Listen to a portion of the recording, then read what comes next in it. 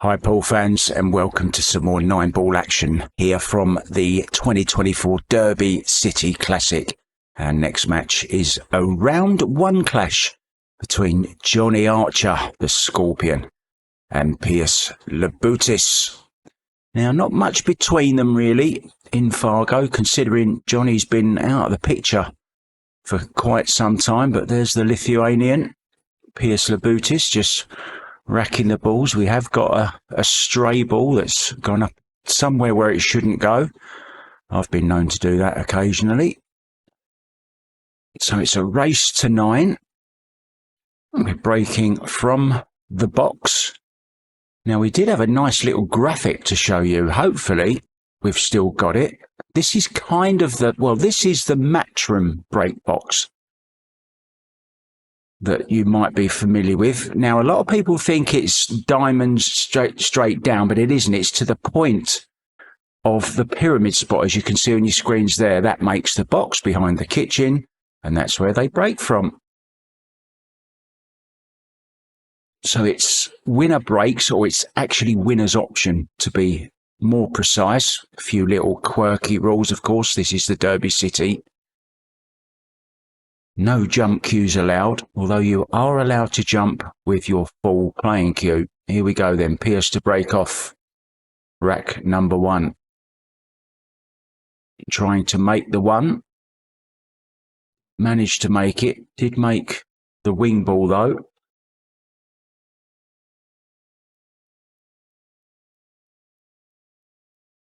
Hasn't got a shot on the 1, so he can play a push out. So he can push anywhere on the table, doesn't have to hit a rail, can hit any ball, can pot any ball. If he pots the 9, it will come up though, of course. And the idea is to kind of leave your opponent attempt to say, he's just going to tap this, just tap it very lightly, or is he going for it? I think he's playing this side to side safety. 1 to the right rail. Cue ball hopefully hidden behind one of them balls. Now, is there a... Well, look there, you can see there is a gap. There's a little bit of a tempter here for Johnny Archer. Might play the bank onto the 2, but there is a straightforward safety, of course. That's where he's looking to put the 1.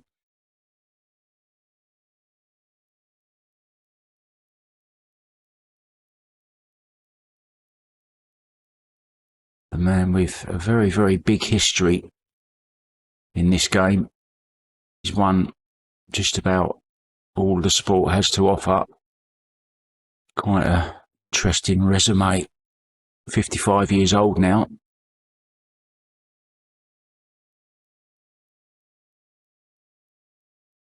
Yes, Labutis kind of just starting out in the game. Hasn't had any real success. He's had a couple of deep runs. I remember him going very deep. I think it was in the European Open. I think he might have reached the semi-finals of that. And of course, just last week at the Super Billiard Expo, he had a very good run, losing out to Jason Shaw in the final of the Diamond Pro event.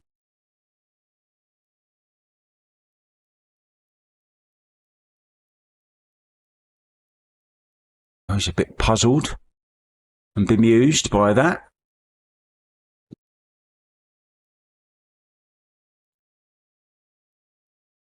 Ball in hand then for the Scorpion.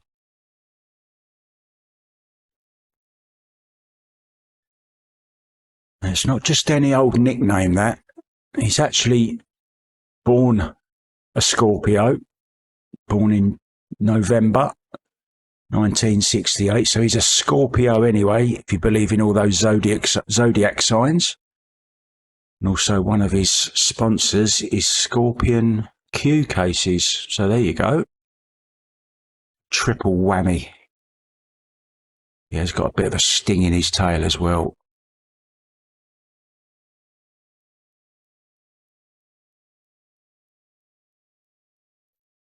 The player who's gone over to the dark side, playing with the carbon fibre. Oh, I just wanted to miss that. And this has gone.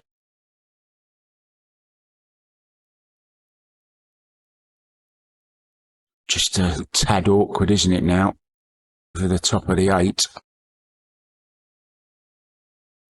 It's turned a 9 out of 10 shot to a 5 out of 10 shot. Be even a 10 out of 10.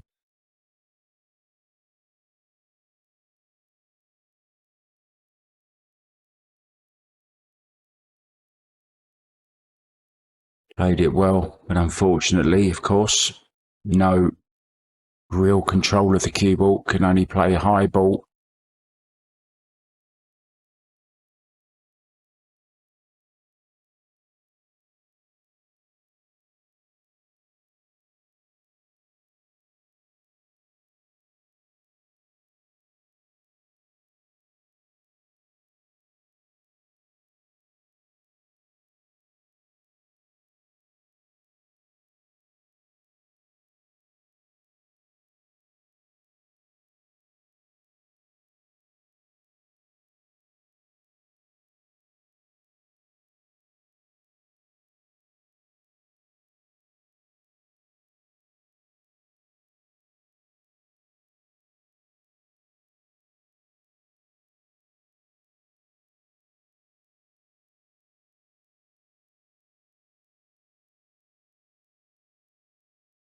Yeah, so that bad positional shot to the 3 has cost him.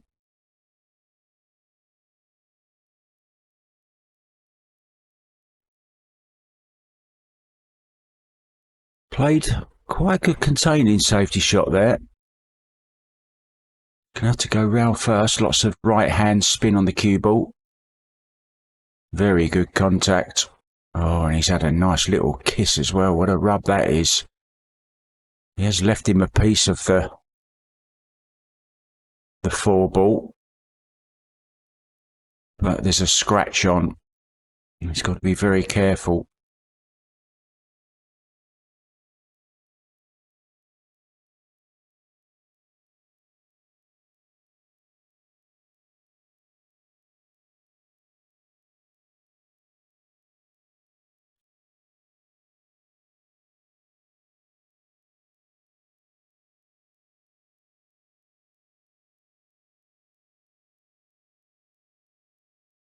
Plays a similar shot. Has he got away with it again? I think he might have done.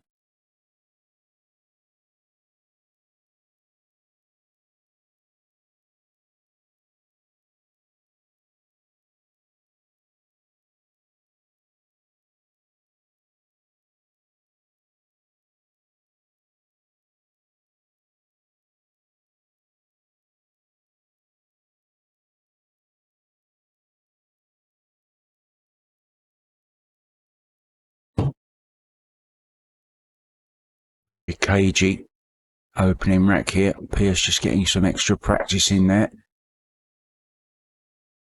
Doesn't feel comfortable just yet. It's a first round match. We all know you come to these games just a few nerves, new conditions of course. But he has just had that good run, the Super Billiard Expo. So he should be in stroke.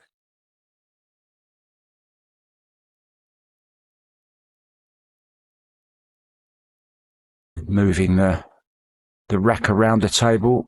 I don't know why they don't just put it on the hook, to be honest. It saves a lot of time.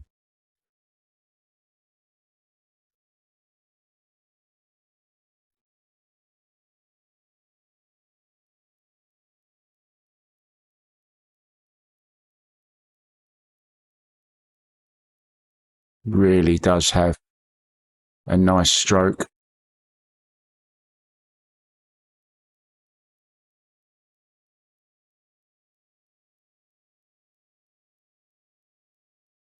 He just held up a hand to apologise for the perfect position on the 5 ball. Didn't mean to catch it. Friendly little bump. We all need a friendly bump every now and then. We certainly get a lot of the bad ones along the way, don't we?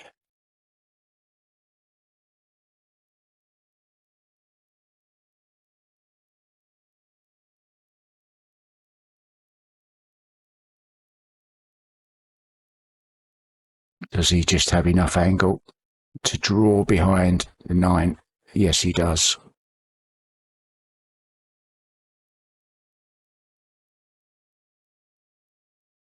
It's a very cagey opening rack, but it looks like it's going to go to the Scorpion.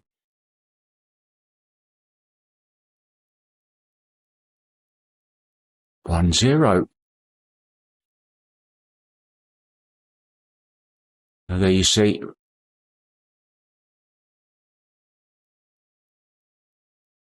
Thank you very much. This is brought to you in conjunction with the Bad Boys. There they are. Look, there's 2 of them. Bad boys, what you gonna do? What you gonna do when they come for you?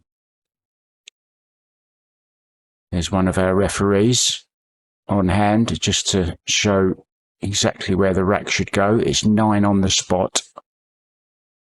And that one thing does puzzle me about these tables, why they don't mark them with the cross so that you know exactly where the 9 ball goes. And just an extended line at the back of the rack as well, so that you can make sure they're dead straight as well.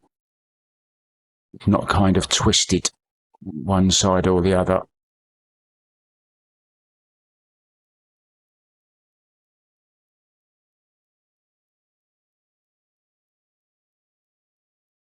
They are using the AccuRack, and it's the only rack I know with instructions on it. But typical men, we don't read instructions, we just get on with it and try and do it without them, and then get it all wrong. You've already thrown the instructions away, and then you're asking the missus, hey, have you seen the instructions?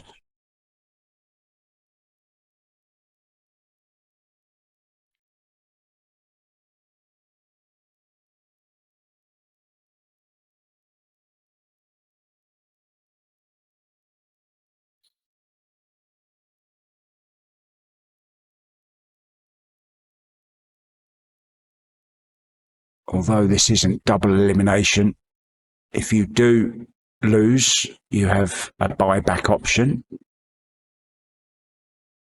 Another $100 will buy you another chance, which is kind of a unique way. And also, there's no bracket as such. There is a redraw at the end of every round as well. It really is one of a kind, this tournament. Well over 500 players. I believe last year was 660, I think, something like that. I think it might even be about the same this year. There's well over 30 tables use as well.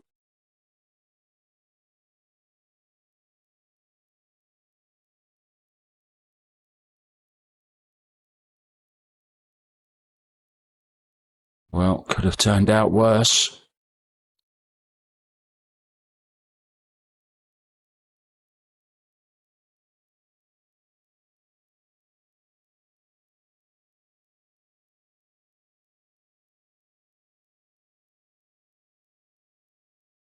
Can 3 row here.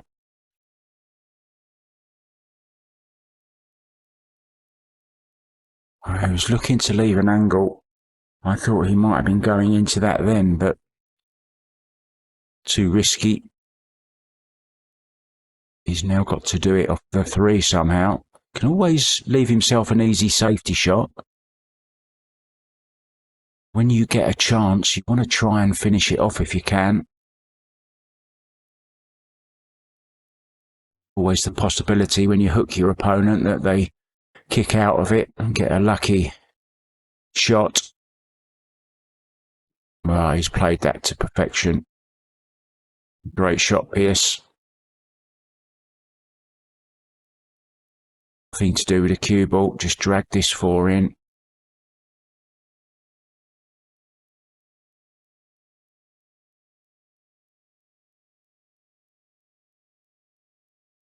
Well worth another look.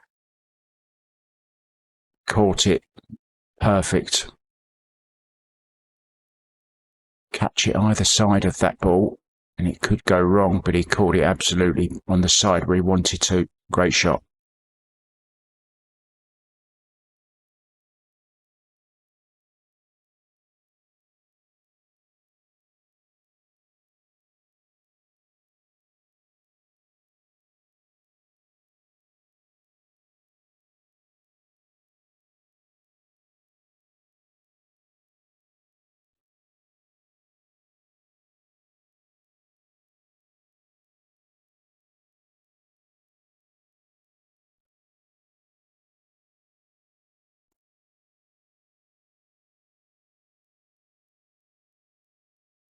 Lovely little draw shot on these new cloths.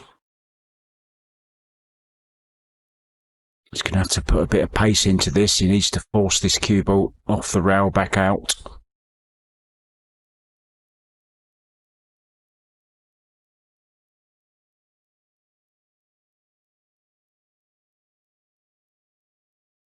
Spends a lot of his time on the road, Pijus. Though from Lithuania, I don't think he spends a lot of time there.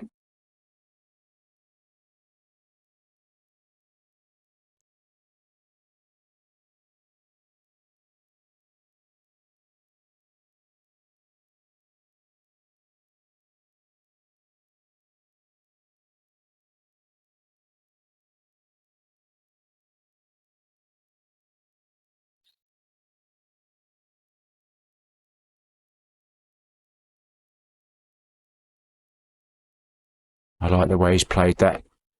Didn't risk trying to hold it. Played across the face and back over. Johnny says, can have that one.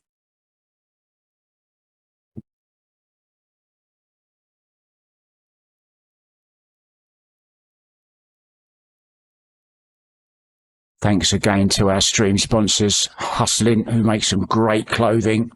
JB Cases, of course, been in the industry for many years. Jerry Olivier Custom Cues makes a beautiful cue, that man. And, well, everyone needs a nice light, don't they, above the table. Littman lights and locked and loaded apparel also. Thanks, guys. Without you, this doesn't happen. Be a lot of naked, cueless, lightless, tableless people in the world.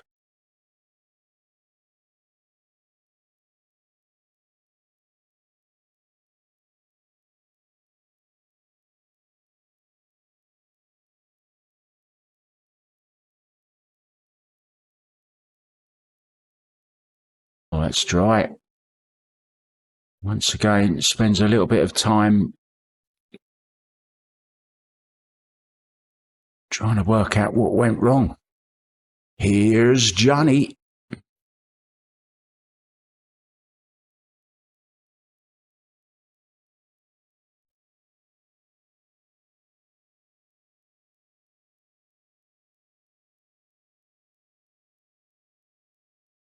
Well, there is a combo on here.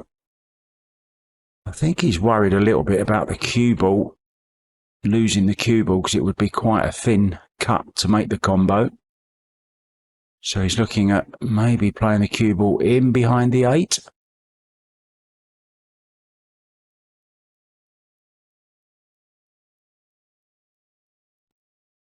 Controlled it very nicely.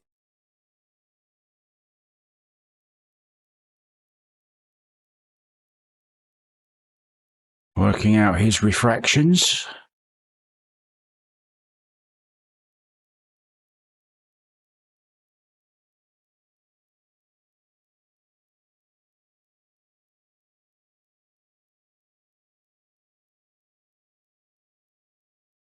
There you see him putting his cue tip very close to the rail. Those of you that may be a little bit new to the game, you're not allowed to put any markers on the cloth, on the cushions. You're not even allowed to put a bit of chalk there as a guide. And once again, stands there as if to say what went wrong. You hit it in the wrong place, Pijus.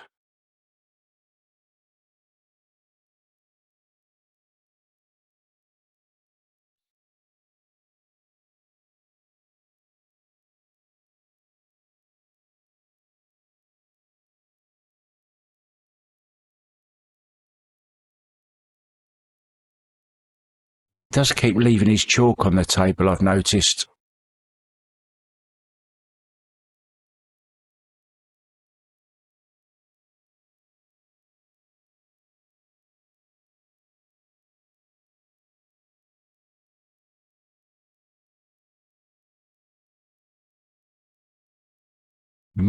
Reminds me of Earl Strickland in a few ways, just the way he plays.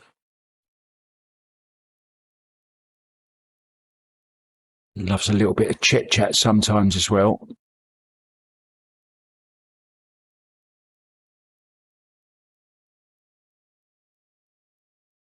Similar style.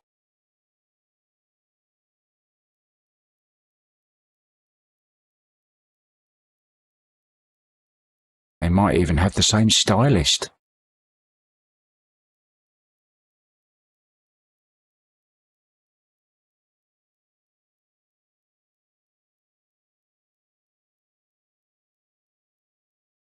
Oh, that was a bizarre shot. I'm not sure what he played there.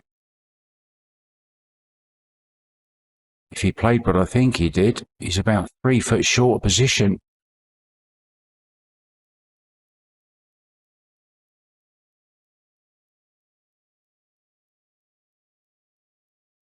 Good solid hit. I think Johnny, though, might find himself in exactly the same place he put Pijus to earn that last chance. Also played a cue ball down behind the 6 kind of area. He's a little bit touchy to playing behind the 8.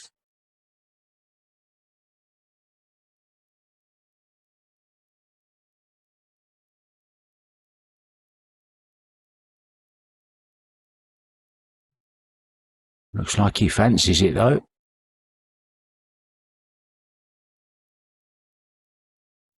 Quickly walked round to see if he's got it.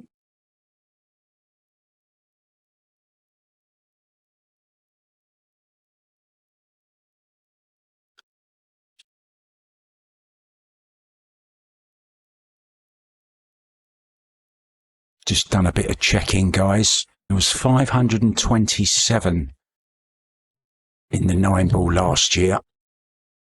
This year they limited it to just 500. I seem to remember Fedor Gorst, wasn't it? Shane Van Boning? Was it those two that started the final? Something like 8:30 in the morning.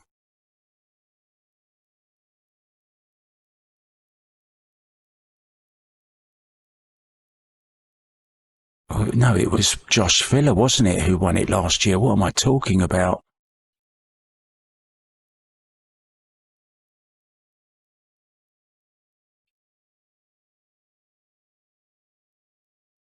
So there is a piece of this.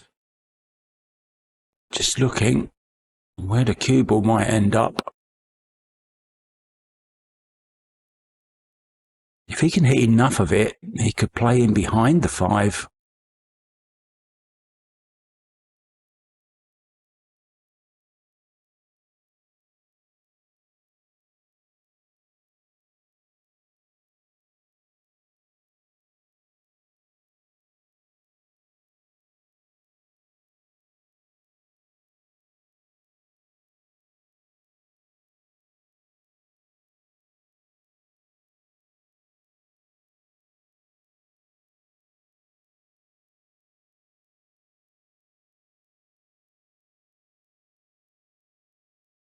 Yeah, I don't know why I was second guessing myself. It was, of course, wasn't it? It was Fedor Gorst beat Shane Van Boning. Finished round about 9 a.m. in the morning. And the score? Well, 9-2. Fedorgorst.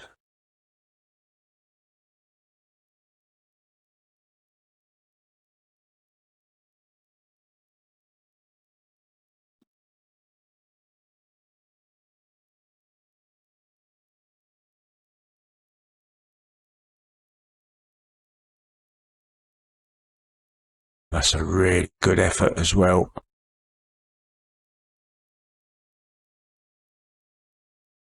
You might lose a bit of your killer instinct, let's say, or, you know, a little bit of form. The eyes might have gone just a little bit the older you get. But one thing you'll always have that no one can ever catch you up on is experience. Johnny Archer has got bucket loads of it.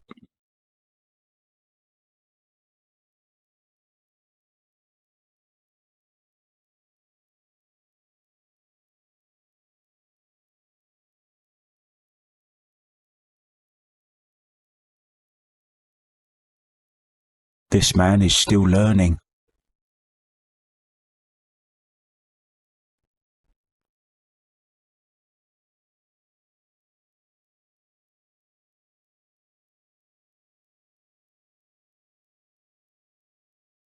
He's given him a lot to think about here.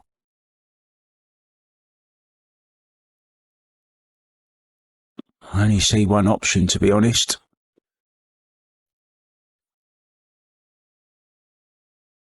Two rails.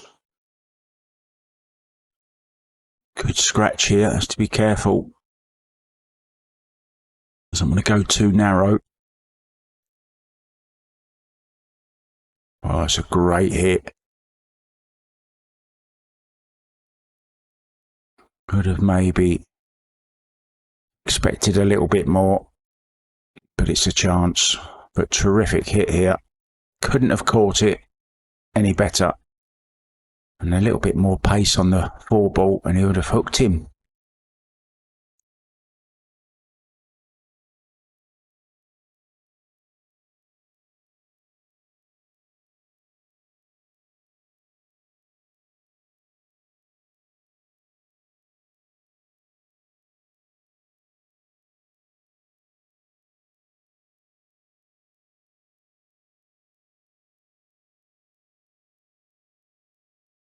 Slight misjudgment. No real damage done. He's going to have to come with good shot if he's going to go for this 4-ball. Could opt the safety. 4-ball up and down. Cue ball up behind that 8-ball again. It's a nice target, that 8-ball.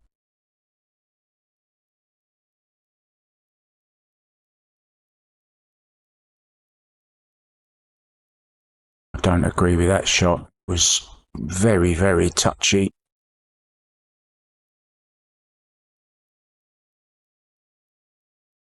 I thought he could have slid past the 7 on the other side. 4-ball up and down.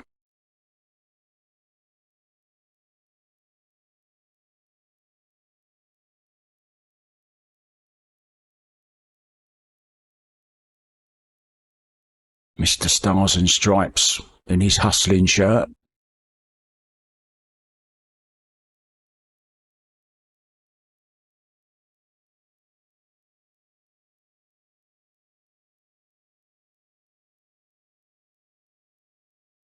If ever they wanted anyone to play Johnny Archer in a movie, I reckon Richard Gere's the man for the job.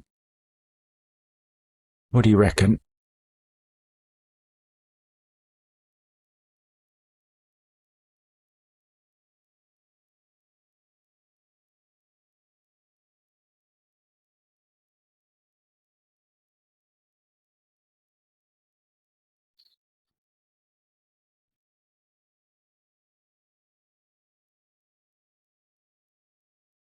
This is a difficult shot. Going 1, maybe 2 rails. Never easy though when you're so near to the cushion. We're trying to come off. Played it really well though. Both players getting away with it at the moment.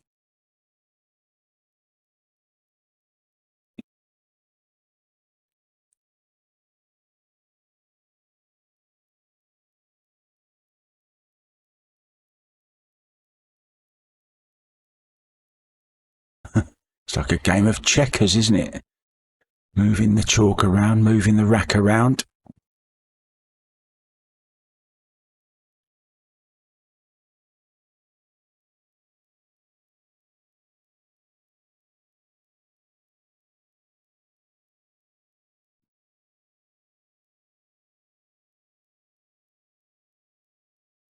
Here's a prime example of why I like a shot clock.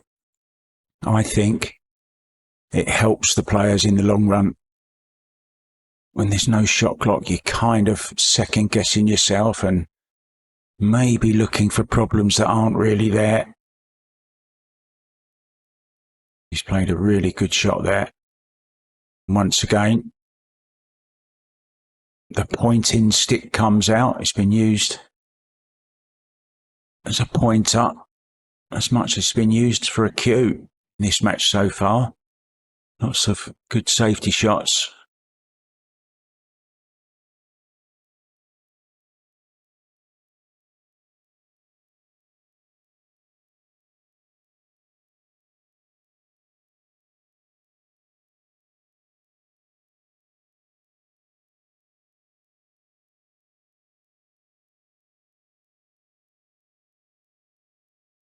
Just this side, the 6.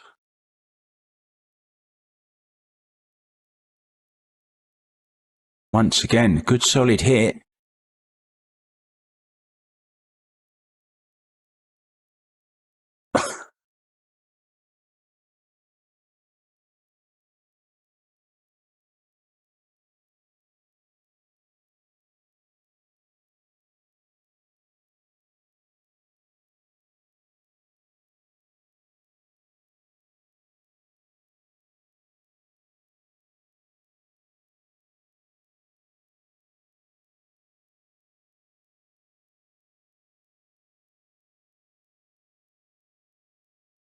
Possible bank.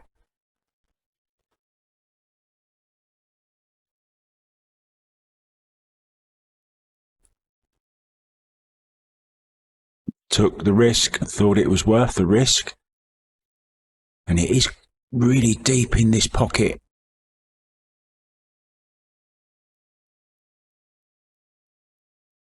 Lithuanian is going to have to get very, very close to it. He's going rail first. Almost needs to catch the point.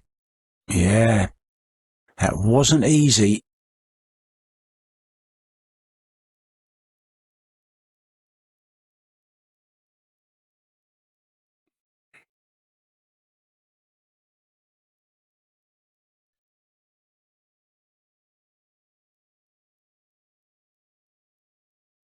Playing a little bit of hockey there. The cue ball, and you mustn't touch the cue ball with the tip. If you do, it's a foul. Moving the ball. I remember Chang Jung Lin getting called for a foul in the final of the World Team Championships in Puerto Rico. Had ball in hand, put the cue ball on the table, moved it around with the shaft, and then just pushed it a little bit more with the tip. And the referee called a foul.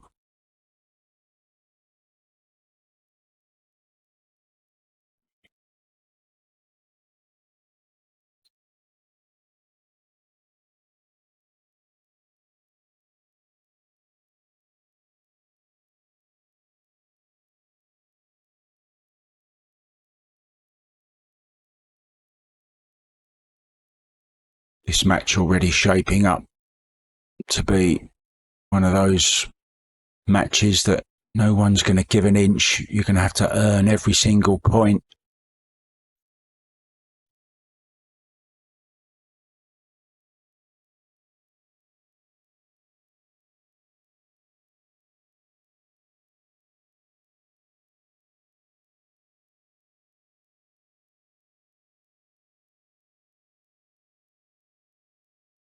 He's going to need the bridge here. Not an easy shot. He's got to play with a lot of draw. Maybe a cue extension come in handy.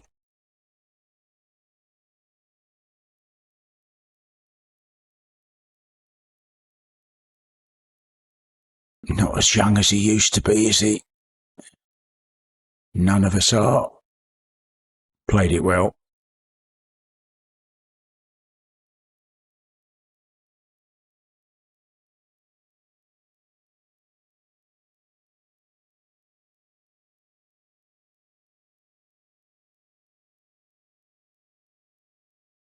Nicely done.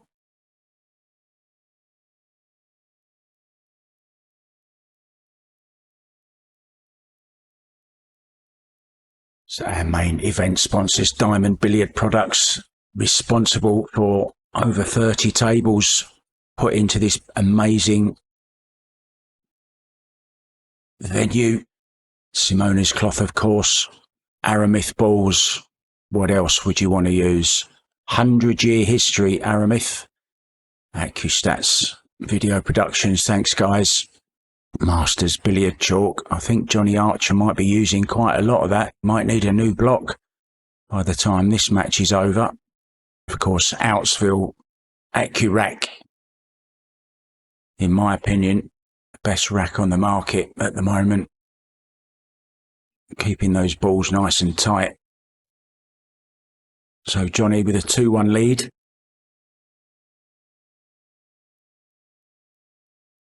If you've never been to the Derby City, it's well worth a visit if you get the chance. There's a lot of history. There's a lot of tables as well over 2 floors. There's always something going on. Nice little restaurant nearby, the casino as well. And there's a little nightclub down the end that's open till very late. I remember going there with Sky Woodward's mum, Deborah, one year. And yes, there was a few drinks flowing. There was a bit of dancing going on as well.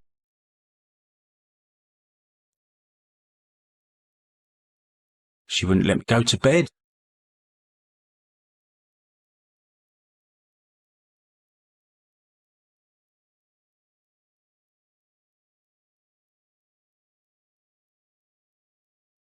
Has made a ball, and this one ball I think will go. It's very close, a touchy little shot.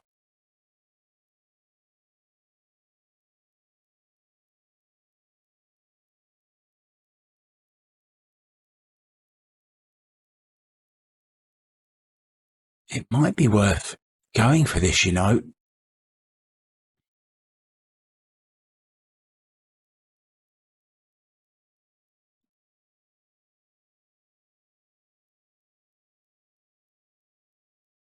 You see, he's going for it. He'll have a shot at the 2 as well, which passes the 7. So there's a lot of value if you make this. There's no real easy safety either, so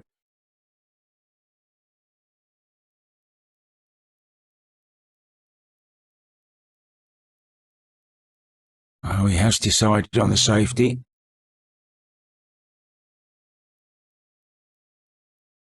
Don't like that shot at all. Really surprised he didn't have a go at it there.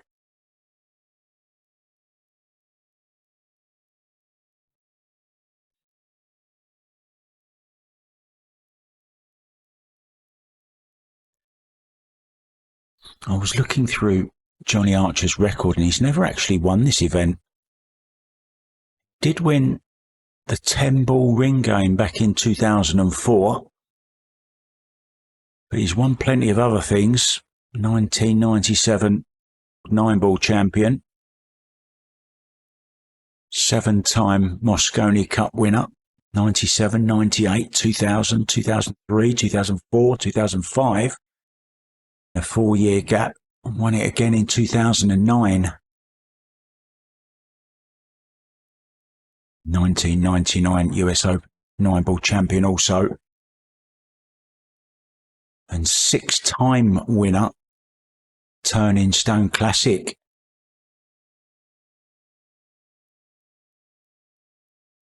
Good to see him playing that again. Losing out to Jason Shaw.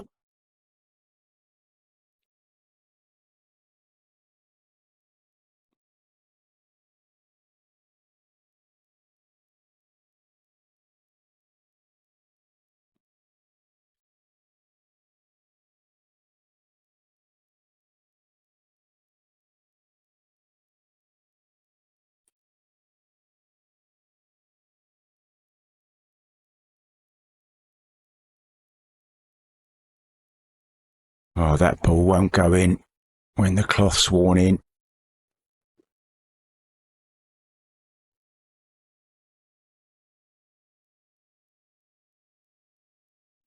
Hit 6 inches up rail, still dropped.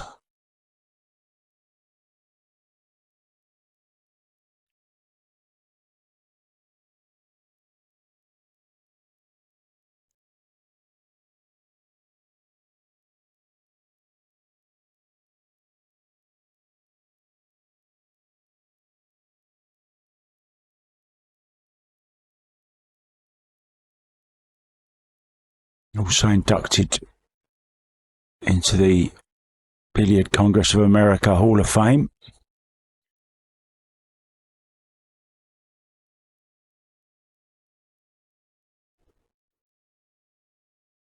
Oh, that's lovely.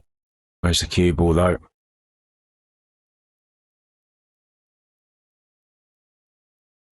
Oh, he's made a bit of a mess of that one.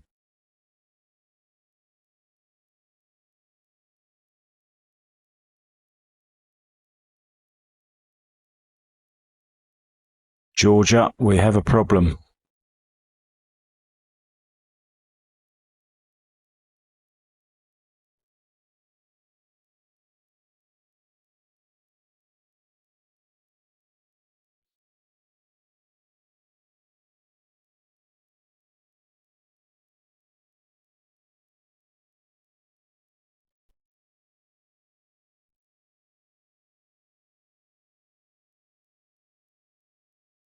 Needs help, doesn't get it. So a chance then, Pijus, to get that arm going again. It is a battle, isn't it, this match?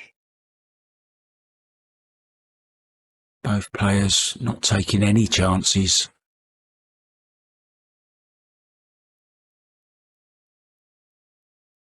And there you see what happens when you haven't potted a ball for so long.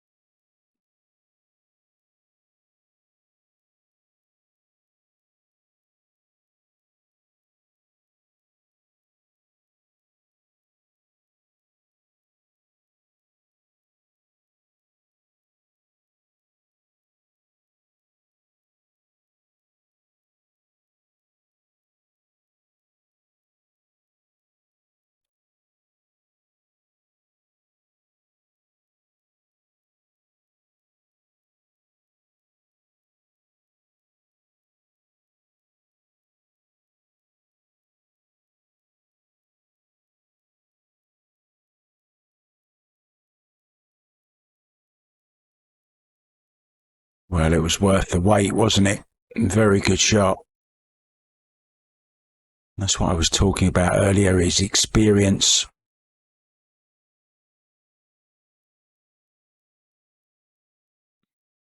This time it's Pierce's turn to point the cue.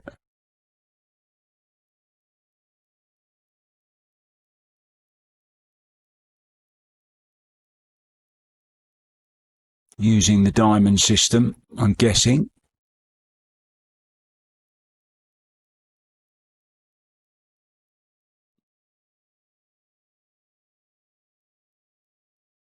Wow, to perfection as well. Great shot.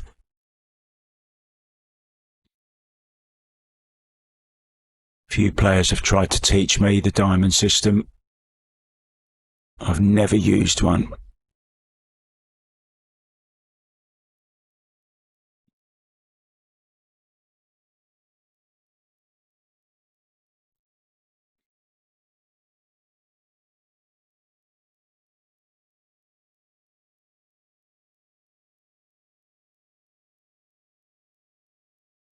Now should be out.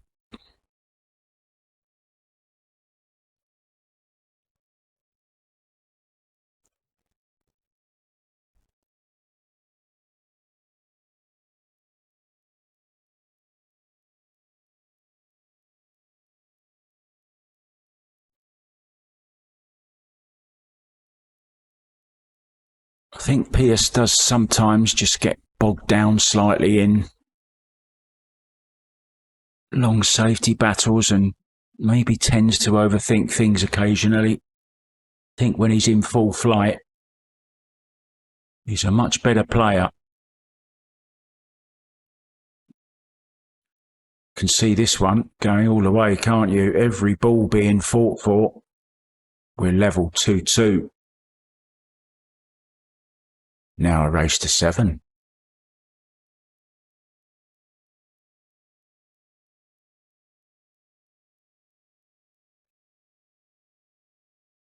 In case you didn't know who I am, there I am. I'm Mark White. You're watching Railbirds.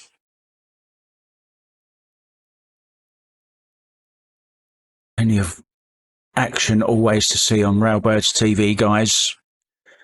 If you're ever looking for some classic pool to watch, even some artistic pool. Plenty going on Railbirds TV. Back to this one then. You can go and have a little look around a little bit later. 2-2, nicely poised. Labutis to break.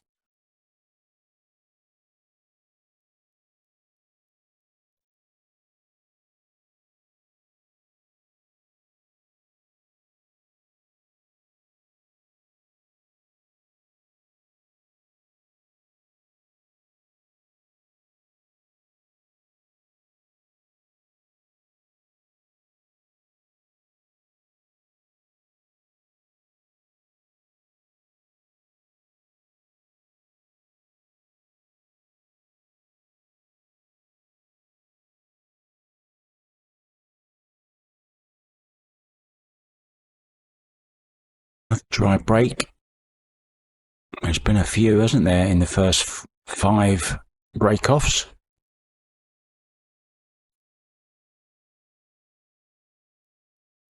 Does have a look at the one. Drink. Doesn't like it. Yeah, he's looking at the push shot. Oh, he's gone too far with that. He's gone way too far with that.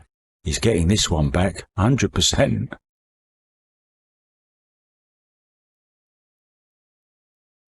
Pointed his cue to the rail where he wanted to leave the cue ball and then sailed past it.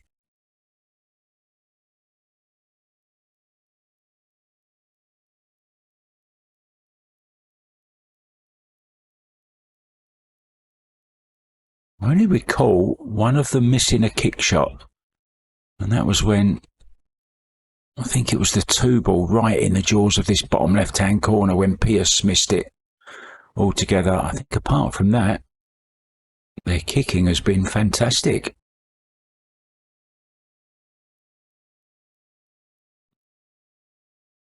One's got away from him slightly. He has left an edge here.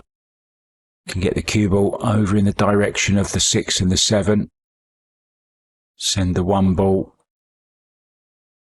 up past the 4.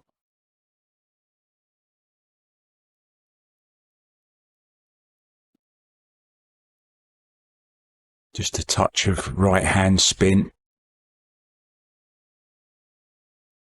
Didn't get enough spin on it, did he? Wanted some right-hand spin on that. Didn't look like he was putting any on it. Well, he may have still got him, though. He's got him behind the 3.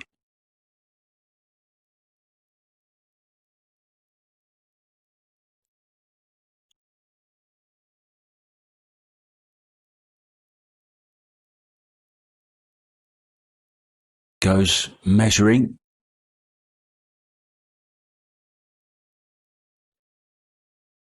Between those 2 diamonds.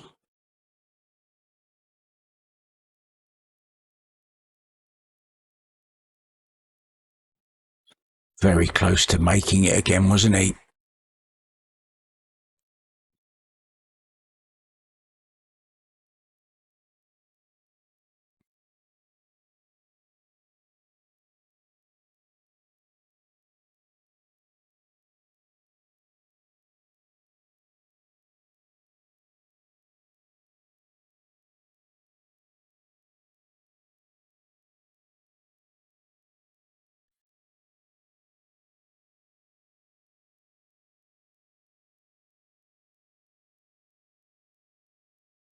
I mentioned the Super Billiard Expo Players Championship that Pijus just finished runner-up in.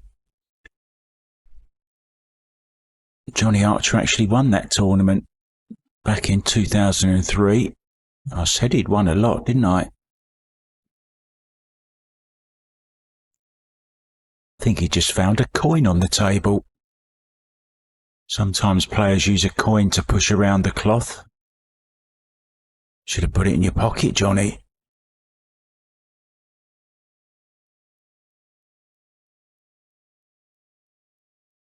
Wow, finished very close to this 3.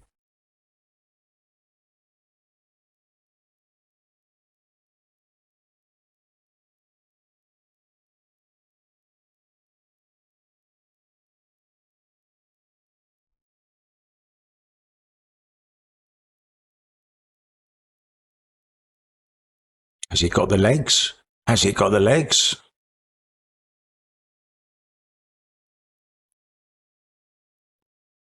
Kind of played in 2 minds, wasn't it? Half safety and half going for it. He's ended up with neither and he's left it right over the corner.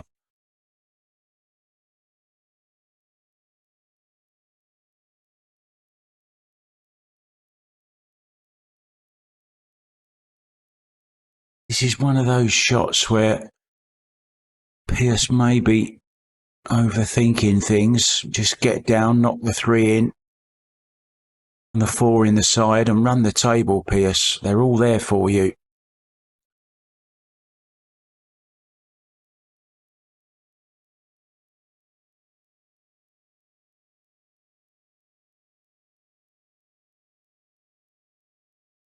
Okay, you're not quite on the 4-ball right, but it's okay. You've got an angle.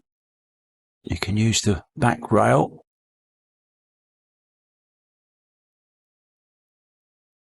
You can just drop in behind it, but I don't think it passes the 7, does it?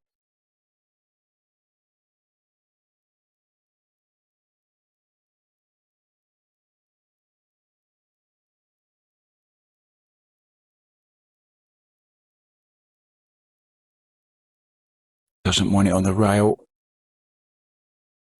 Oh, it's still okay.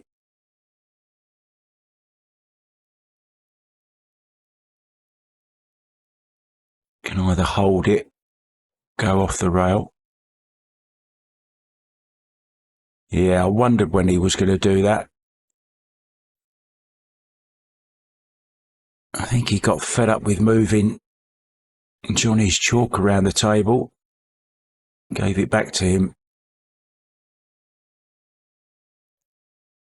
I would have done that in rack 1.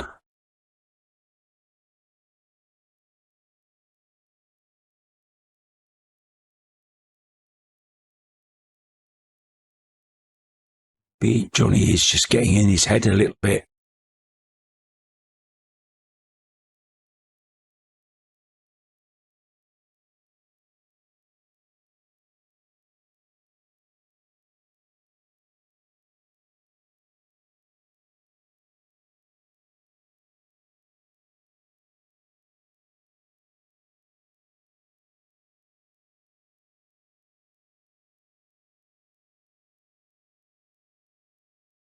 So another long, hard-fought battle in this 5th rack.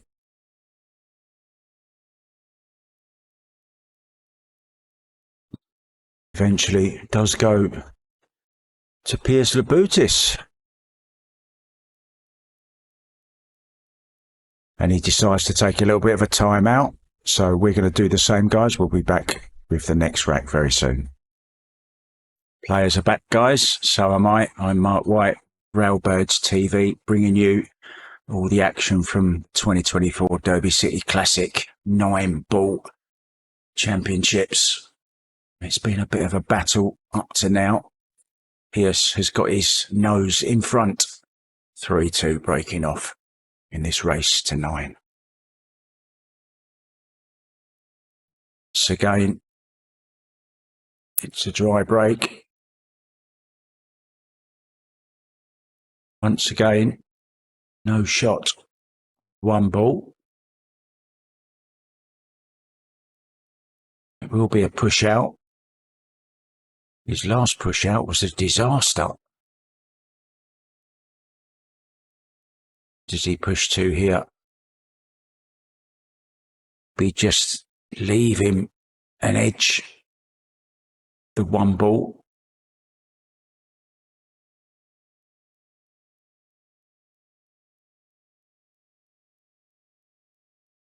Be pushed between the 8 and 4 is what I'm thinking. He's got other ideas.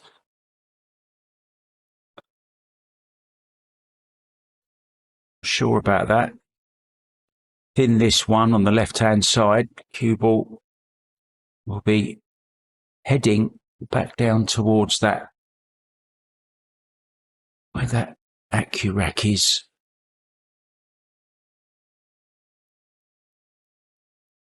Heading towards the 2 ball.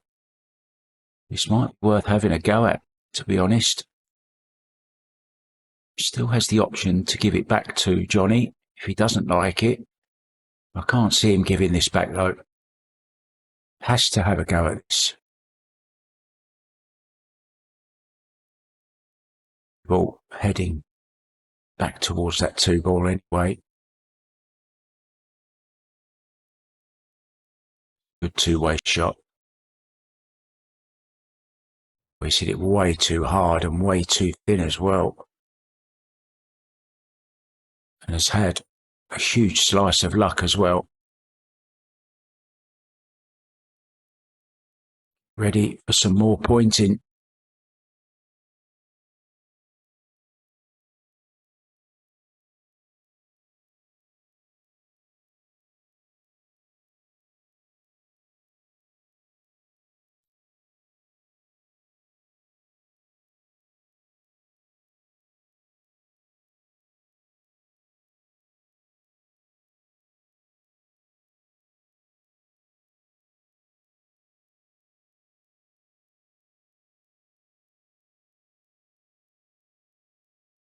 Like to hit the second rail as well. You never know. 9 ball could be moving here. He's played that really well. Well, a little bit unlucky to catch the 8 ball.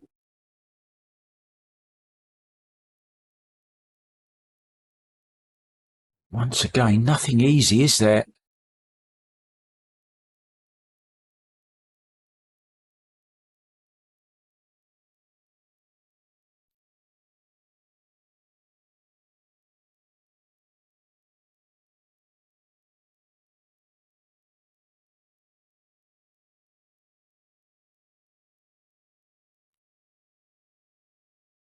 Nice if he could send the 1 ball back past the 3. Hide the cue ball in behind 4-8.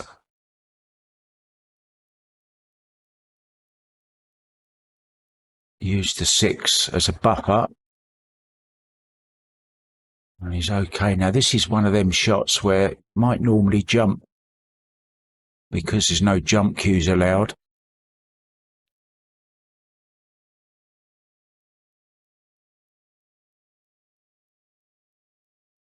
I wish I had $1 for every time that AccuRack has been moved around.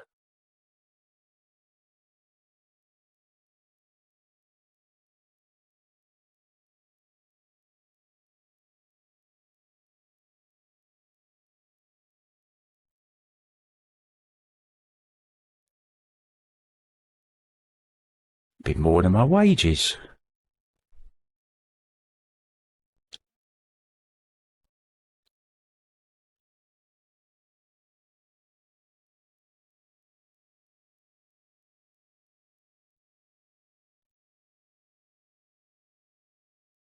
Two rails. Oh, look at that shot.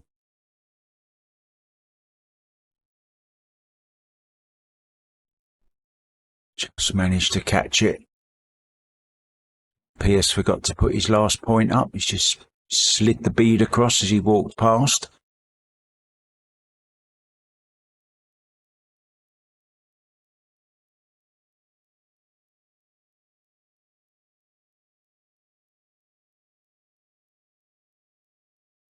once again, just a little bit careless on the safety there.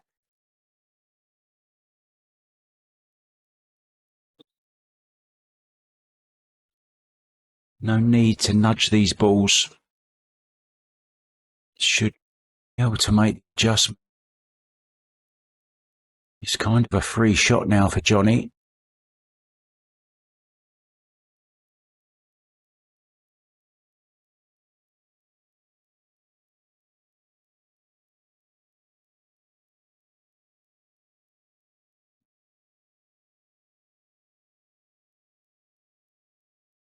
Would like to play this with some light left-hand spin.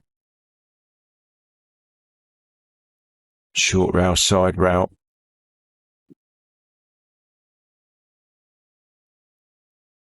Swing cue ball wide up. About the middle diamond. Just misjudged that. But once again, he's had a huge piece of luck.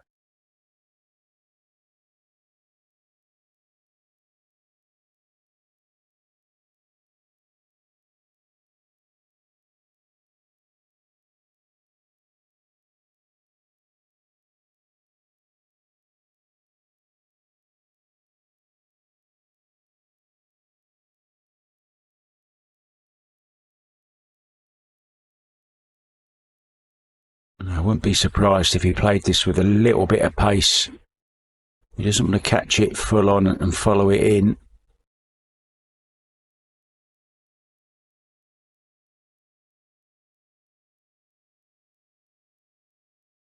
Now there's a chance. 2-6 combo is on. Everything in the open. Problem with the 2-6 is the proximity of 3. He has to be a little bit careful. He's still got to make the 1 though, of course.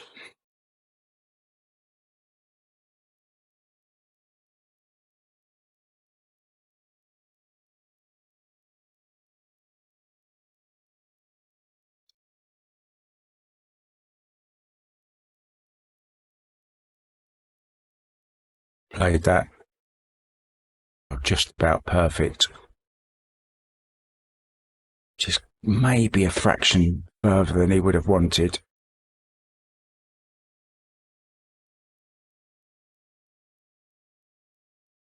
The 2 ball is going to go slightly to the right as he plays it.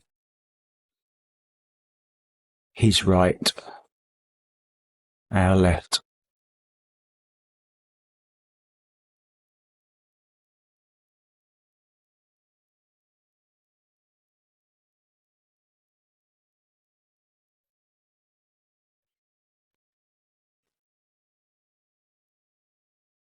You might have seen the cue ball just rock there. The spot.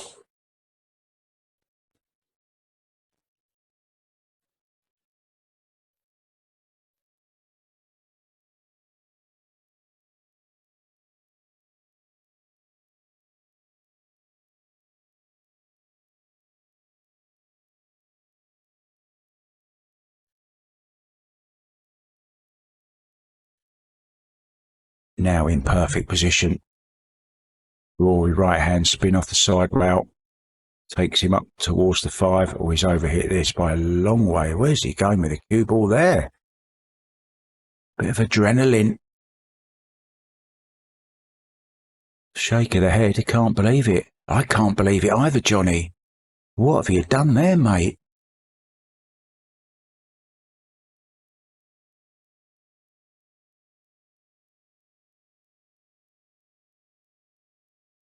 No problem.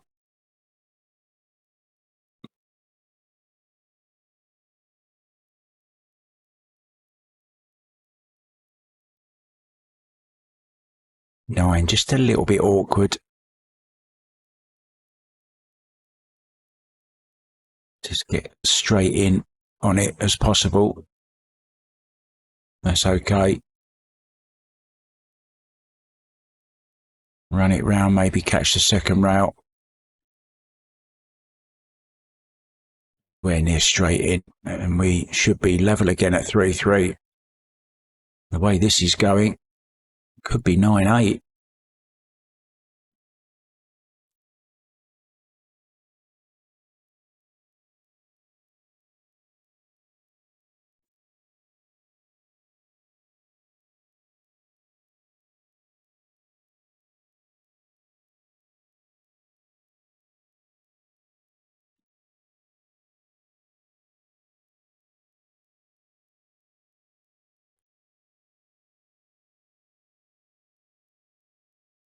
Must have potted thousands and thousands of these over the years. He's been a pro since 1985.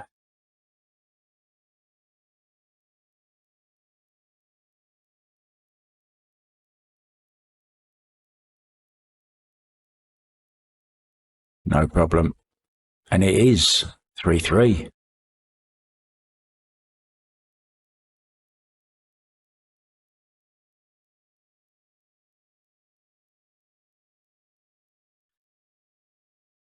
Mentioned the Moscone Cup.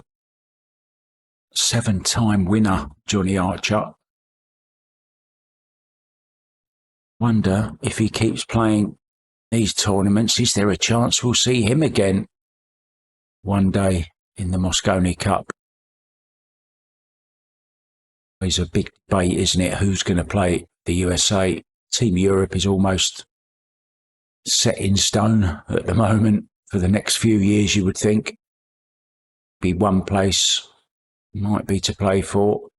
David Al-Qaedi, no disrespect to David, of course. Played very well in Moscone over the years for Team Europe.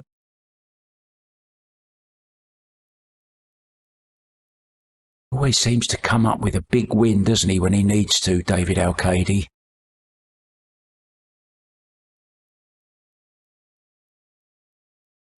Short team captain, Sky Woodward, Mr. Red, White and Bluegrass.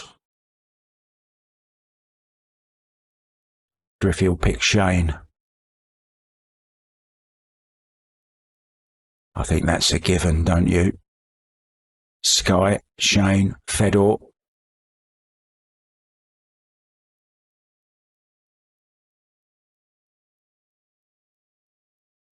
Three certainties. Who would be your other two?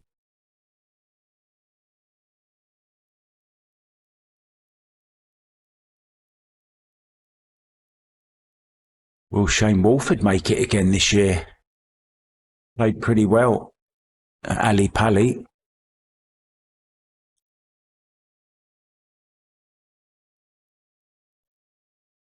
This year's be in Florida.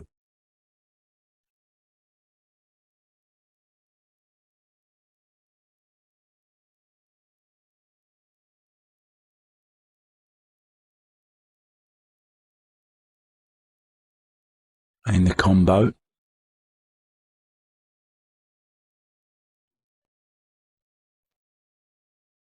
Flirting with that 8-ball. Think he's okay. No, he's not okay. That's another positional error. Didn't want to catch the 8-ball. And it's pretty much the same as every other rack. Safety, battle off a dry break, then a player makes a ball, doesn't get position on the next ball, and then another safety battle ensues. But this time he has left a chance. Can draw out of this now for a shot on the 2.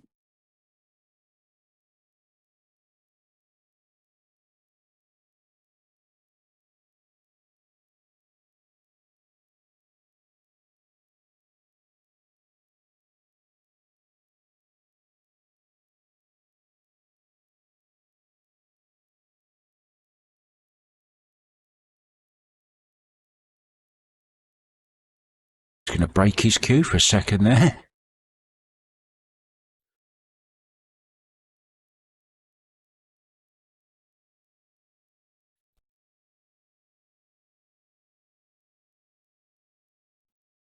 That's okay.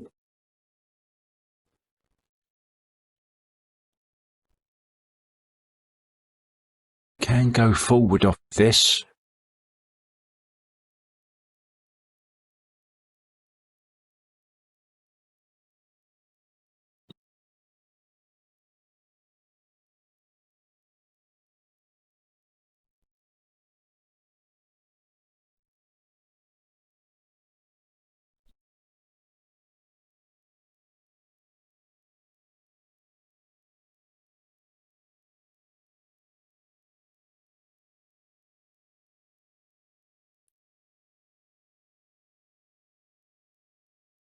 Oh, that's a really nice shot.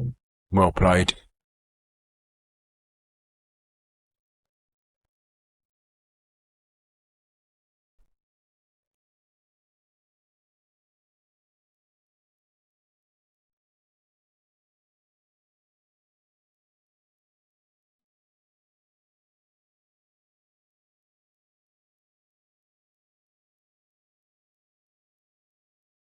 I was just going to say, will he pick the chalk up again? I was just thinking about John Hennessy from Tennessee. Can you imagine Hennessy against Johnny Archer in a game? They'd need about 6 blocks of chalk around the room.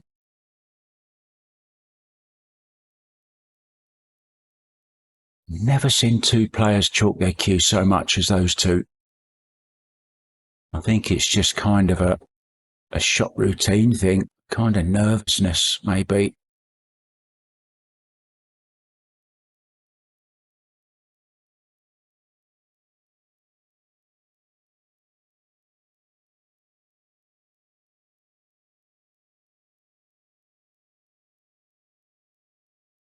Wants to take the bank on.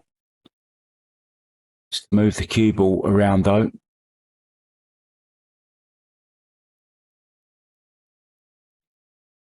Think it's on.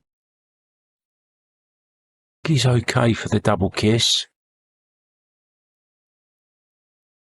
To play it with a little bit of power, low left on the cue ball. Bring the cue ball round at least 2 rails. Well, opting for a containing safety. Now Pierce can really thin this 5-ball cue ball round 2 rails behind the 9.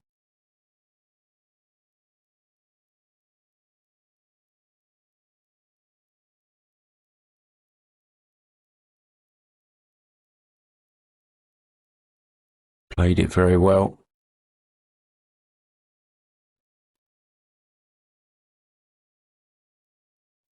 Pretty much the same pattern again, isn't it?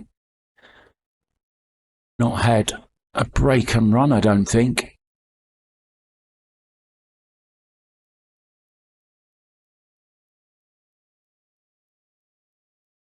Not had many runs over 4 or 5 balls either, from memory. Well, now that is a mistake.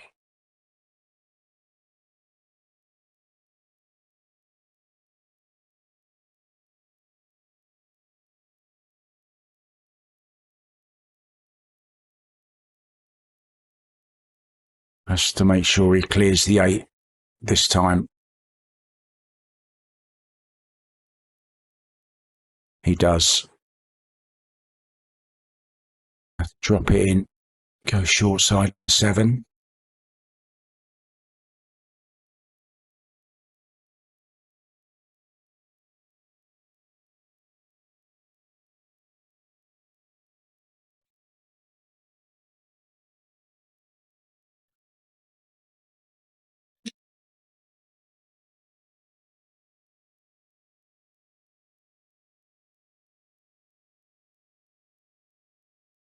Overhit that by some distance. No real problems though.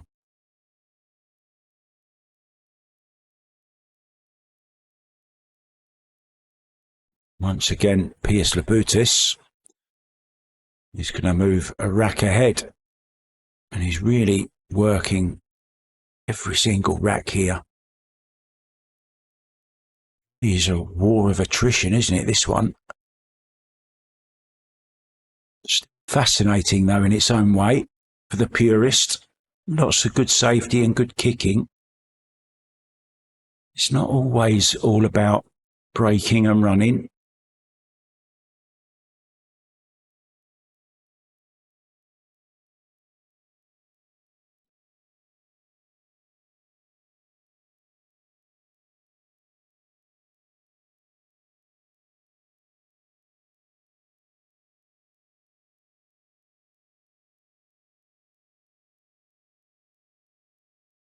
One ball in the side, 2 ball in the corner.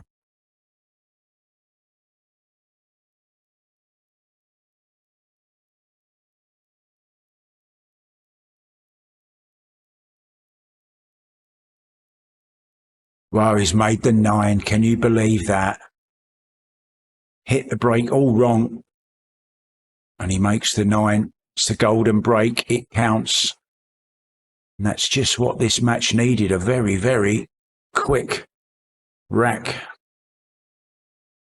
5-3 within the blink of an eye. Let's have a look how it happened.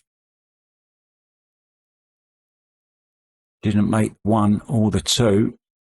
And then that's the typical Matchroom break. Cue ball comes off the side rail, back into the pack. Sometimes cuts it into the corners. Sometimes cuts it straight into the side. Didn't even hit another ball. So 5-3. Some could say hit the ball perfect because it came off the side rail, back in. But of course didn't make the 1 or the wing. Yeah, I was going to say, he was looking at changing sides there. Why would you change sides just after you've had a golden break? It's because he's not making the 1 ball. Oh, he's made a lucky ball again this time. Not the 9, but 5 in the side. Fortune's changing for the Lithuanian. And this is a really good chance for our first break and run of the match.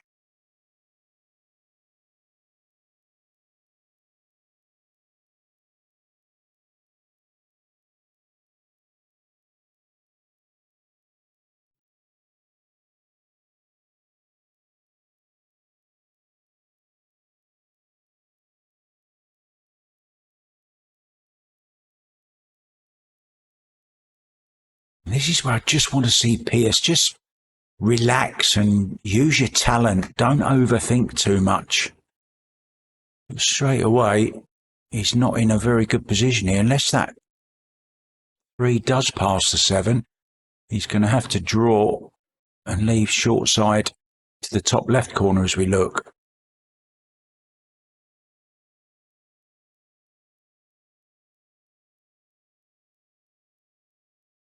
That's pretty good. Low left again on the cue ball. Draw out for the 4. Feel if he can get nicely on the 4 here. Should be 3 rack lead at 6-3. And to think, just a few minutes ago, hadn't been separated by more than 1 rack at any time in this match.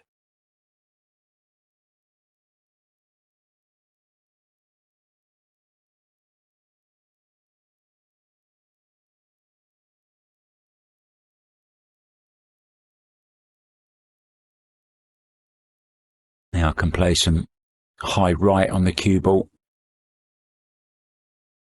Straighten it up.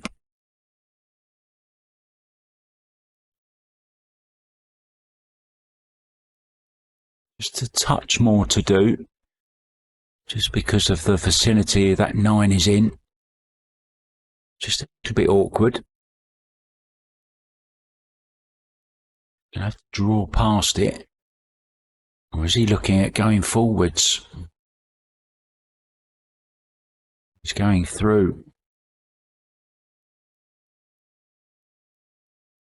Wow. Did it thin. Almost caught the 7 with a cue ball as well, but he's all right.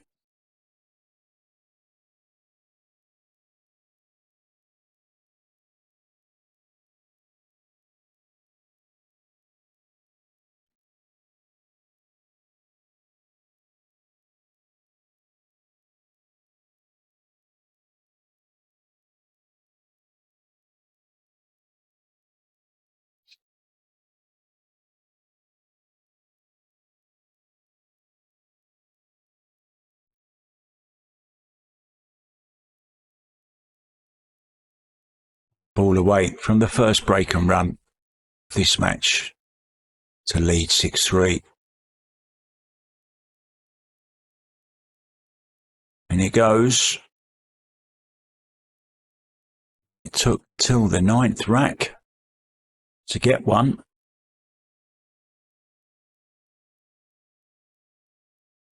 That golden break to go 5-3 has just given him that little bit of extra confidence.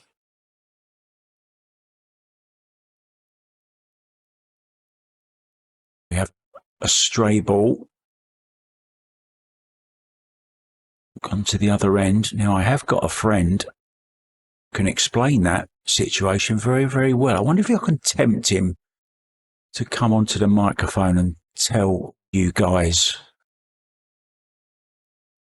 the white ball goes into the other end of the table and how sometimes we get a stray ball. We'll see if we can tempt him into the booth. A ball expert.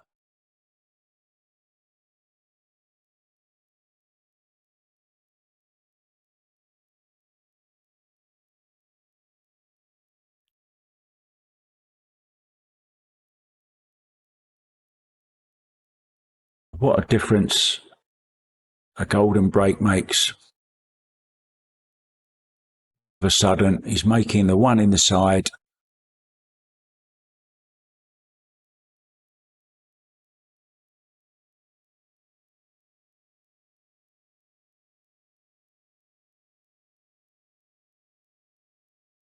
I'm just wondering, oh, there he is. Look, the man in black, you couldn't see him.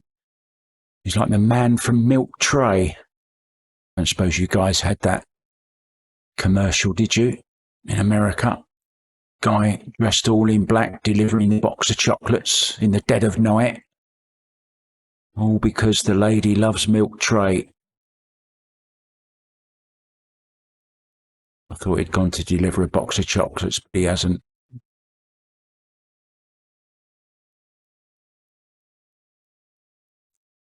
He's here looking for another chance for a blow to Johnny Archer's hopes. It is only round 1 though, and both players do have the chance to buy back in. There's no double elimination, so to speak, not in the conventional sense of the word. You do get the chance to buy back for $100, and there is a redraw to a single round all the way through to the final. Very interesting the way they run the Derby City. It's one of the kind of the quirky formats on the tour. Well, he's left a bit of tempt here. It's very thin into the side pocket.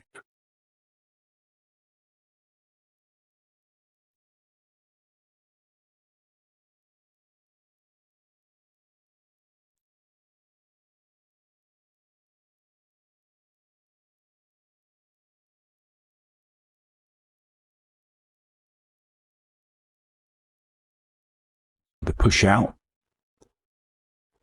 If Johnny doesn't like it, can give it back. I wonder will he say, go on, show us what you was going to do, Pijus.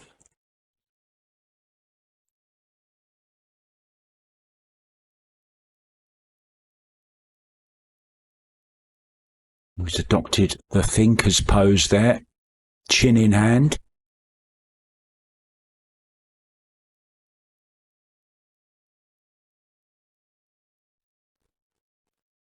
In the end, says, go ahead, Mr. Labutis. Show us what you got. Down pretty quick. I think he's going for this. Second thoughts.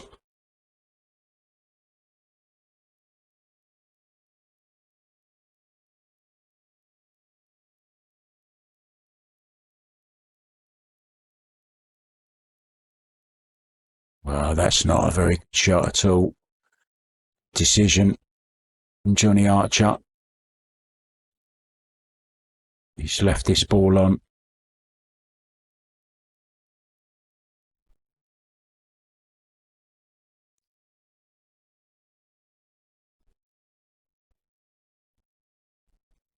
The Scorpion's had his tail between his legs last few racks. Used to get that sting in his tail.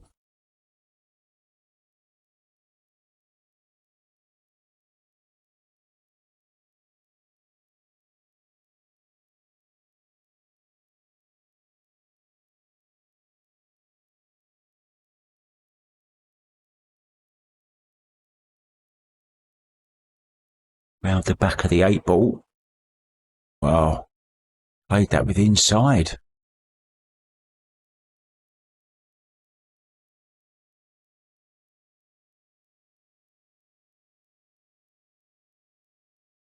And crash wallop.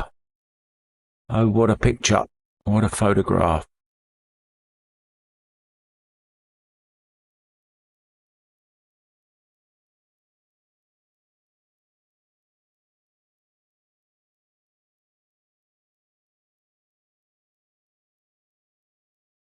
Really does live every shot, doesn't he?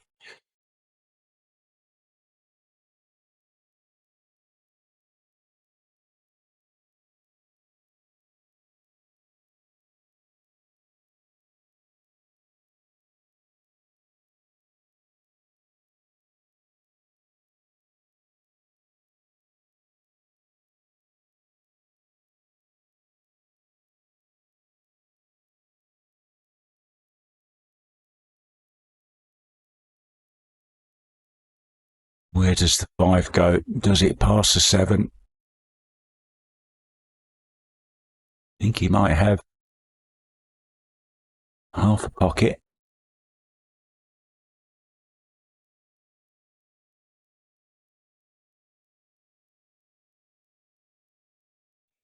Everything he can not to use the bridge, doesn't he?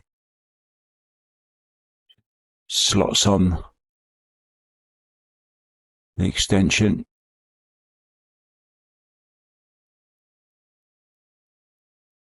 Five obviously does pass.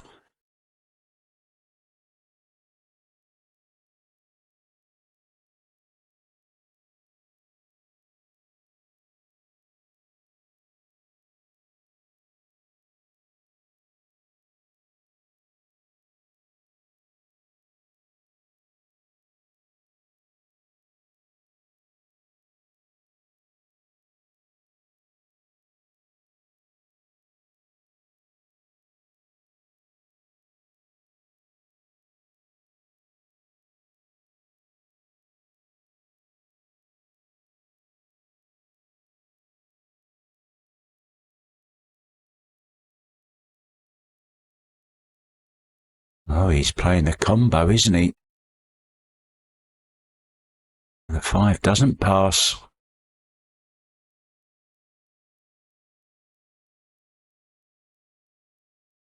Misjudgment. The outcome of it, though, no shot. On the 5, he's going to have to play another safety. Side to side, cue ball behind the 6. 5 ball to the side.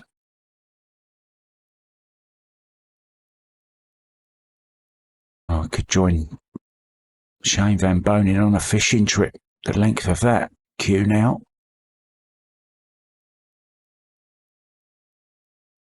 Played it well though. Good shot.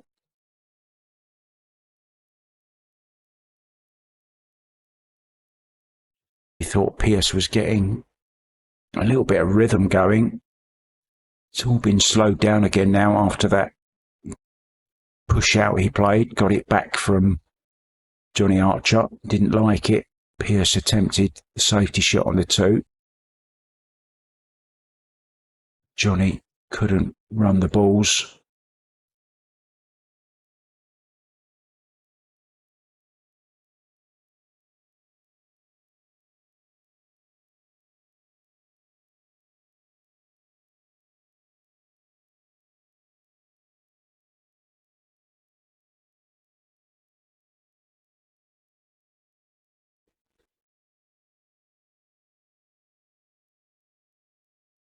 Trying to make this in the side pocket.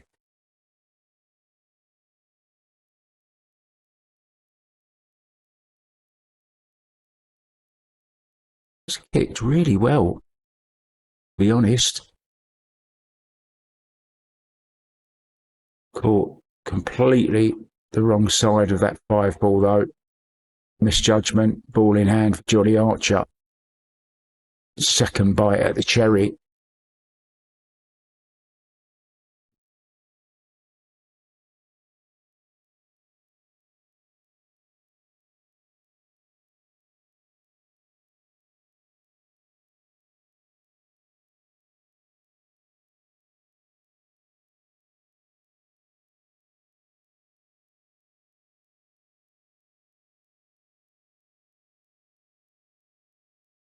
Decided to play the 6 into the same pocket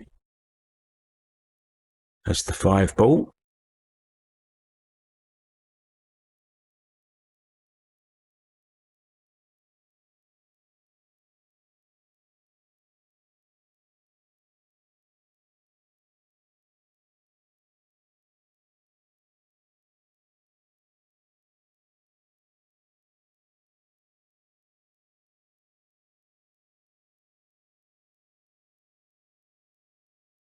Can draw past the 9.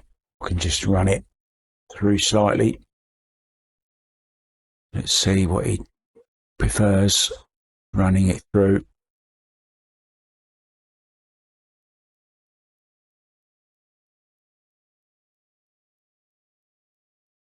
Ken Sherman in the background doing his thing. A very good announcer, Ken Sherman. This is kind of his baby, so to speak. Derby City Classic. I actually met Ken.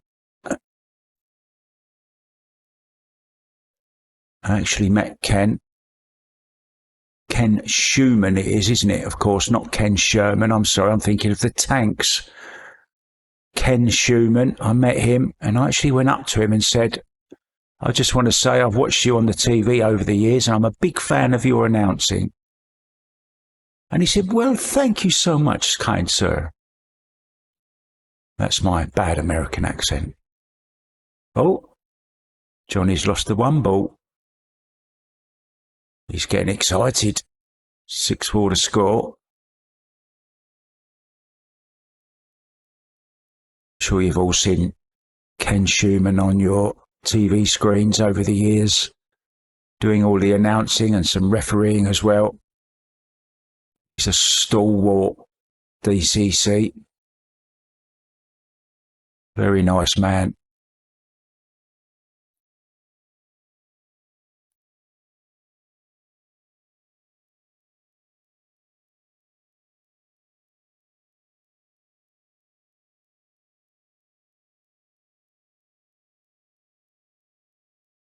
Johnny's happy. Oh, he could do with a golden break of his own. Pijus has had one earlier on. Made it into the left-hand side pocket.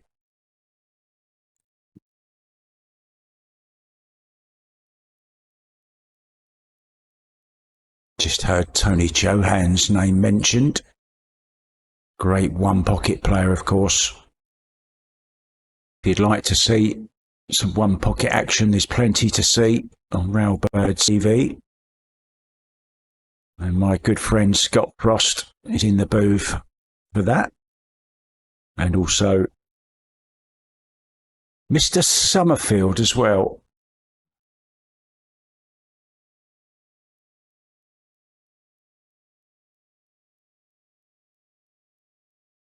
So he's made a ball. He's made 2 balls actually.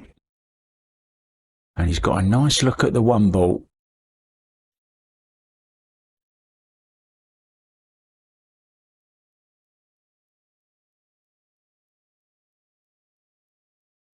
The Scorpion is on the prowl.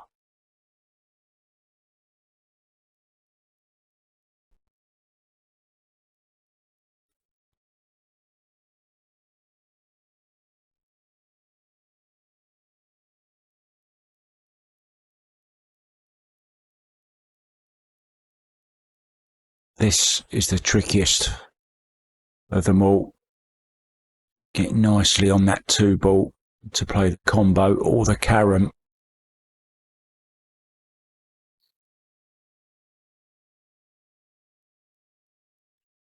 Looks like he's playing for the combo. I think he's hooked himself, has he?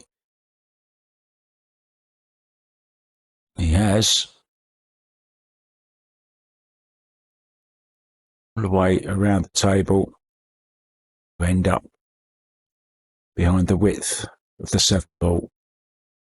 What a crazy game this is. Why do we put ourselves through it? Because we love it. Walked home from the pool room many a times saying, that's it, never playing again, I've had enough. About an hour later, can't wait to get back to the pool room the next day. It gets you like that, doesn't it?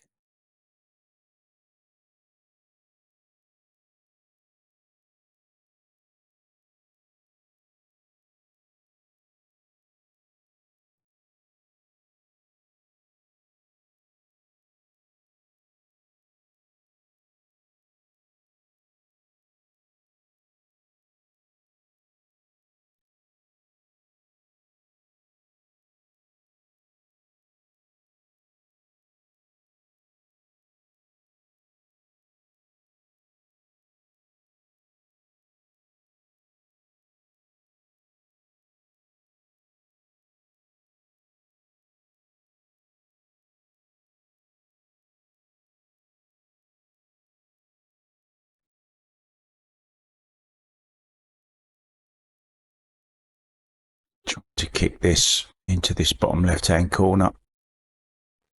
Bit of pace on the cue ball as well. Oh, once again, he's had a huge slice of luck. And this is another one of those situations where you wish jump cues were allowed. He would definitely be jumping this one.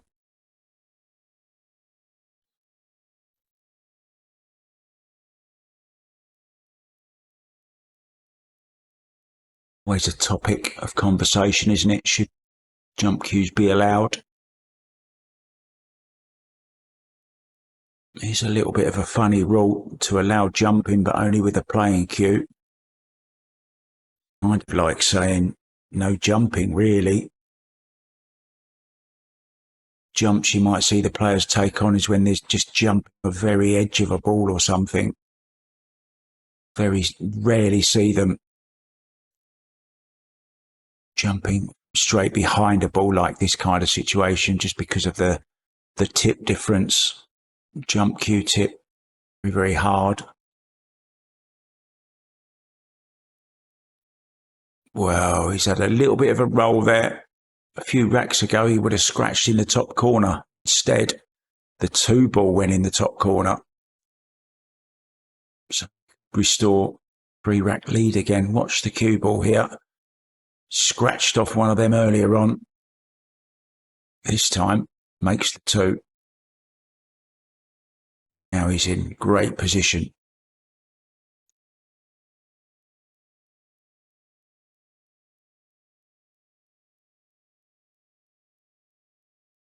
Once again, though, he's found something to think of.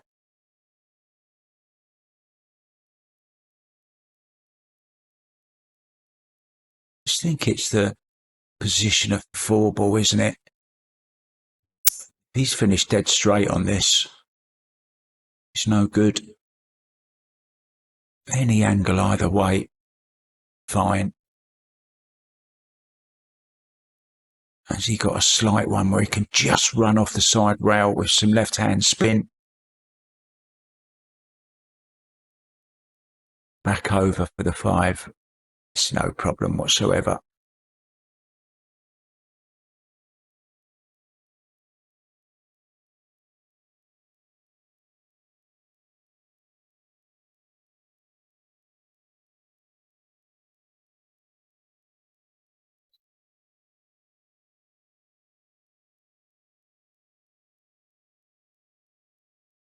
Such a great player. Just love to see him just flow a little bit more. He's getting bogged down.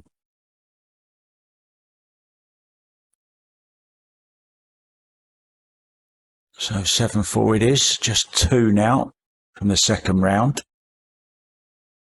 Won't be the end of the line though for Johnny, should he go on to lose this match. Still has that buyback option. Johnny also a US 9-ball Open champion, 1999. Sure he'll be back in Atlantic City later on this year, having another go. Lots of tournaments now on the Matchroom calendar. Be the Masters coming up also in April. UK Open in May. European Open. German Open. Johnny Archer, actually, I've just remembered, he's won a couple of Euro Tours. I know he won one in Italy once. I'm not sure about the other one where it was. I will look it up. And there's not many Americans have won a Euro Tour. Come to think of it, there's not many Europeans that have won a Euro Tour. Very, very notoriously hard to win. Plays very strong fields and big fields as well.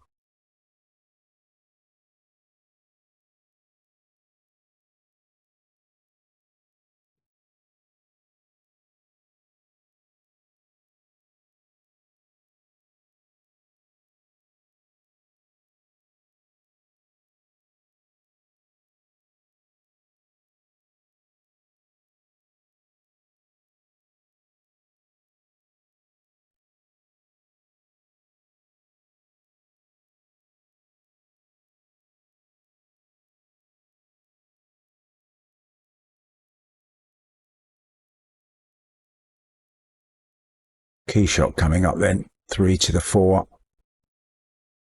Bill gets nicely on the 4, he should be out again. Barring any calamities.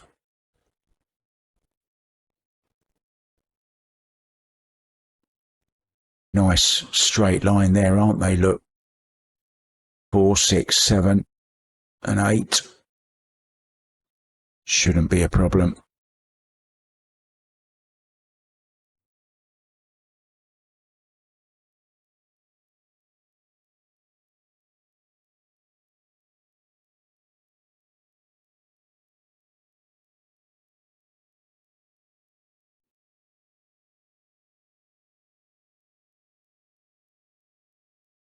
Yeah, I mentioned those Euro Tours. 2000, they were both in 2000, so I'm guessing he spent a year in Europe or something. Won the Euro Tour in Italy and the Euro Tour in Portugal as well, Johnny Archer.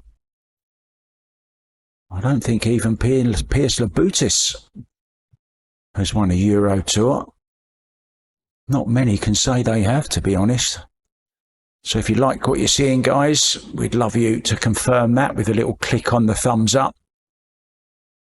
You might as well subscribe while you're there. And if you hit that little bell as well, never be wondering when there's new fresh stuff to watch on Railbirds TV, because we'll send you a nice little reminder as well. So thanks very much. Just take a few seconds to do that.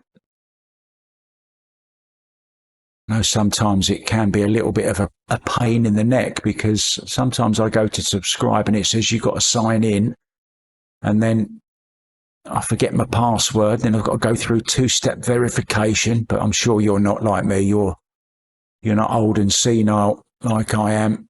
Find it much easier. Johnny just questioning the rack there. A little bit strange. He's waited until Pierce is on the hill to do so.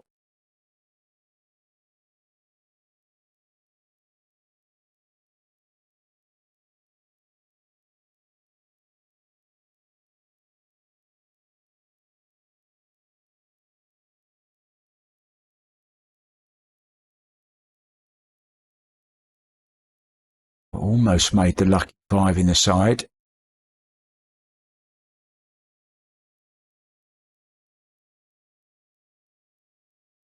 And it is dry. It's kind of a theme of this match, hasn't it? It has been. Johnny made the 1 in the side once. Pierce has made the 1 in the side on one occasion, made the 9 ball on another occasion for that golden break to go 5-3 up. Johnny hasn't really recovered from then. He's only won 1 of the next 4 racks, which is why he's 8-4 behind and in trouble. Labutis on the hill.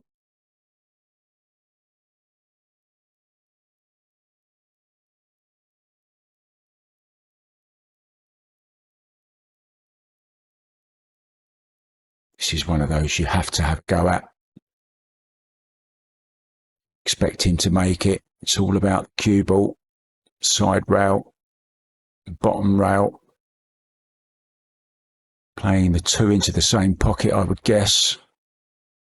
He's lost the cue ball there. Slaps his thigh.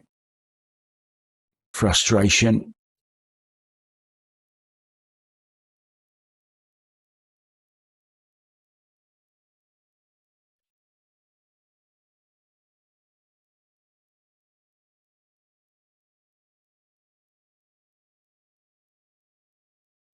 Some English on it, some right hand spin.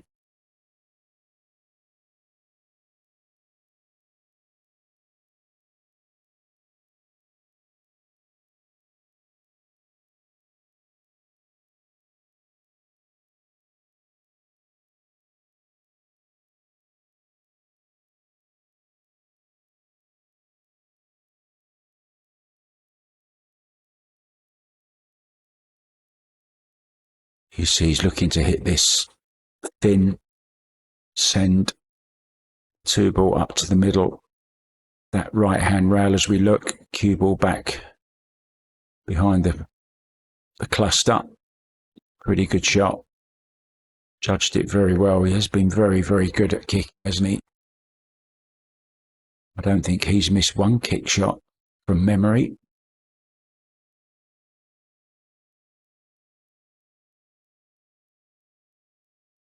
Been lots of it, hasn't there? Lots of snookering, lots of kicking.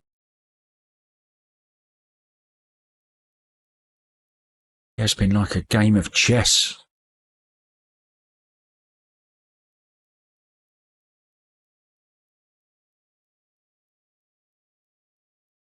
I'll spot what's missing, guys. What isn't on the table that has been on the table the last 12 racks? Oh, this is another great kick shot. Well played, Pierce Labutis. That's a cracking shot.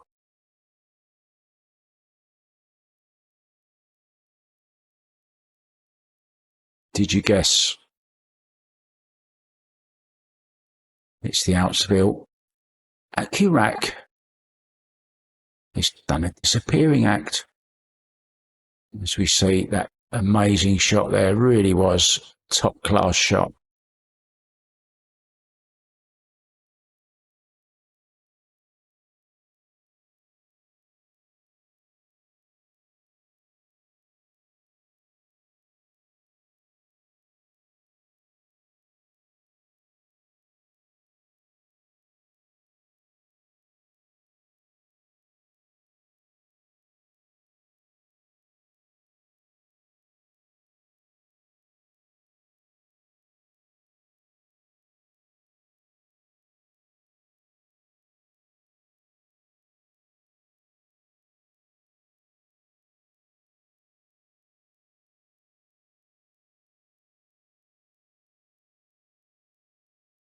Swing of this with pace.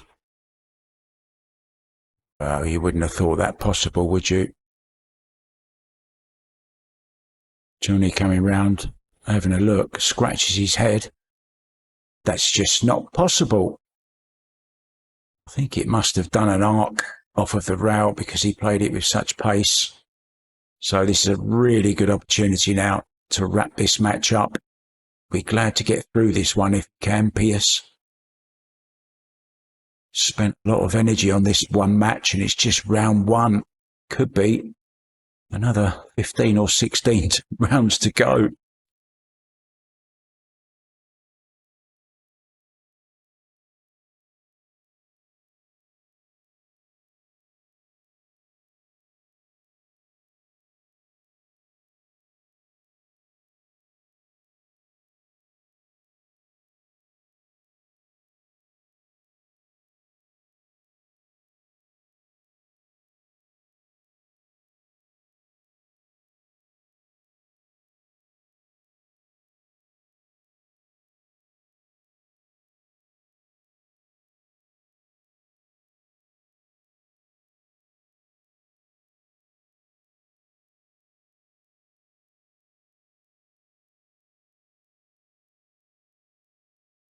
Played that nicely.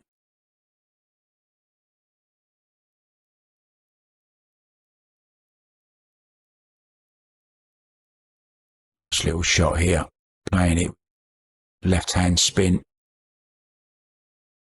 checking the cue ball up nicely on the 6.